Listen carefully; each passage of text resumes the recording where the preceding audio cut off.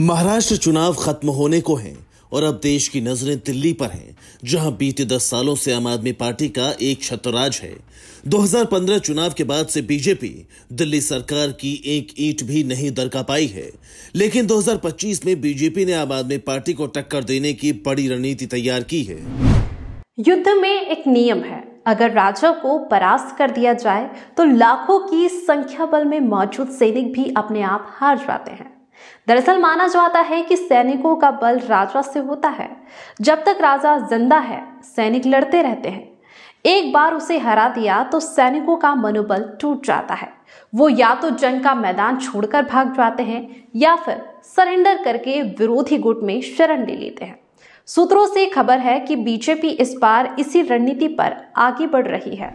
दरअसल बीजेपी 2025 विधानसभा चुनाव में न सिर्फ दिल्ली में आप उम्मीदवारों के खिलाफ मजबूत प्रत्याशी उतारने वाली है, बल्कि इस बार नई दिल्ली सीट पर भी अरविंद केजरीवाल को कड़ी चुनौती का सामना करना पड़ सकता है। सूत्रों से खबर है कि नई दिल्ली सीट पर बीजेपी ने मजबूत व्यूहरचना की है ताकि सीट से अरविंद केजरीवाल को फंसाकर हराया जा सके।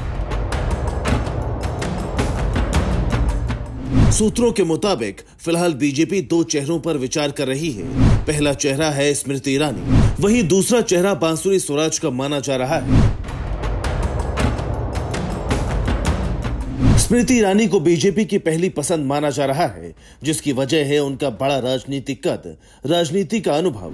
वहीं स्मृति ईरानी 2019 में राहुल गांधी को अमेठी सीट से हटाकर अपना राजनीतिक लोहा मनवा चुकी हैं। सूत्रों से खबर है कि बीजेपी स्मृति ईरानी को दिल्ली में सीएम फेस बनाने पर विचार कर रही है। दरअसल स्मृति ईरानी दिल्ली में जन्मी और बड़ी हुई। खबर यह भी है कि ईरानी ने दक्षिणी दिल्ली में घर खरीदा है।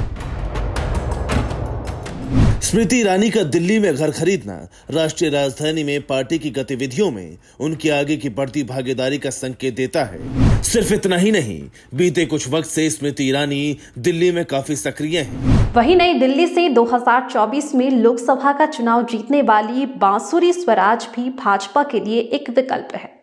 बांसुरी स्वराज की पकड़ युवाओं और महिलाओं में काफी ज्यादा है और वो दिल्ली के विभिन्न मुद्दों पर आम आदमी पार्टी पर हमलावर भी रही है। ऐसे में वो अरविंद केजरीवाल के खिलाफ एक मजबूत उम्मीदवार हो सकती है।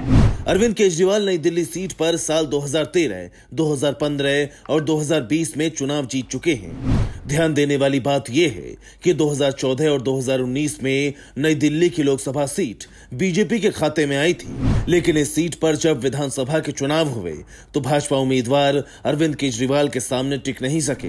भाजपा ने साल 2015 में अरविंद केजरीवाल के खिलाफ नुपुर शर्मा को मैदान में उतारा था और साल 2020 के चुनाव में सुनील कुमार यादव को, लेकिन दोनों बार अरविंद केजरीवाल जीतने में कामयाब रहे।